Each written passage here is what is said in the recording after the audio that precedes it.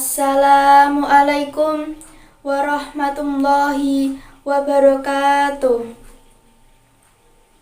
Tepangaken asma kula Anggun Widya Safitri saking kelas 11 OTKP setunggal nomor absen gangsal.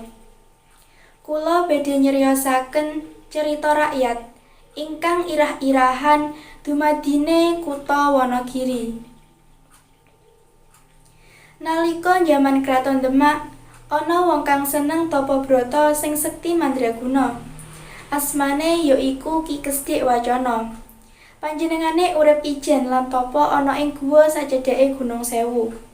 Gunung mau diubengi dening alas, ewasemana papan mau minangka papan kang endah sesawangane serta subur apa kang tinandur mesti bakal dadi. Ing sawijining dina Prabu Demak ngutus Raden Panji supaya sowan marang Ki Kesdik Wacana. Sang Prabu ngersakake kidang-kidang pilihan saka alas kang bakal dienggo klangenan. Ki Kesdik banjur minangkani panyuwune Sang Prabu. Kanthi kasektene panjenengane nglebokake kidang-kidang ana sajroning bumbung banjur disumpeli. Bumbung mau banjur diaturake Raden Panji kanthi pesen supaya ora buka bumbung yen durung ana ing ngarepe Prabu Demak. Raden Panji banjur nyanggupi apa kang dadi pesene Ki Kesdik. Sajroning bali menyang Demak, Raden Panji tansah kepengin mangerteni gineo amung bumbung sing diparingake. Apa bisa kidang-kidang mau dilebokake ing jero bumbung? Nalika ngliwati alas jati kang sepi banget, Raden Panji wis ora bisa nahan rasa penasarane. Dheweke banjur mbukak bumbung mau. Nalika bumbung dibuka, dumadakan pating brubul, ana kidang 8 pasang utawa 16 cacahe padha mlayu mlebu ing alas. Raden Panji banjur ngoyak kidang-kidang mau. Saking cepete anggone mlayu, dumadakan ketune tiba. Nanging ora digatekake. Raden Panji tetep ora bisa nyekel kidang-kidang mau. Ki Kesdik pirsa sekabehane lelakone Raden Panji, mula enggal-enggal nyusul. Ing alas, Ki Kesdik nemu ketune Raden Panji.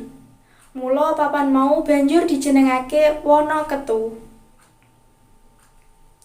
Ora nganti suwe Ki Kesdik nemoni Raden Panji.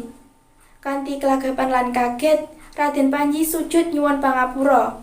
Senajan wis diapura, nanging luput tetep diwenehi paukuman.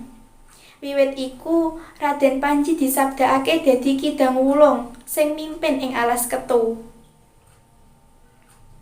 Ki Kesdik banjur nerusake laku tekan ing gunung kang endah.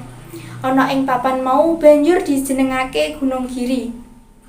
Ing papan iku uga Sunan Giri gumun banget marang endahe sesawangan Gunung Giri lan alas sakiwa tengene. Mula papan mau dijenengake Wonogiri.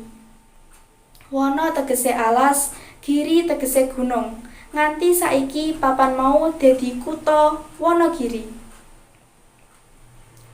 Cekap semanten anggene kula nyeryosake dumadine kutha Wonogiri. Menawi wonten kalepatanipun kawula nyuwun agunging pangapunten. Matur suwun. Wassalamualaikum warahmatullahi wabarakatuh.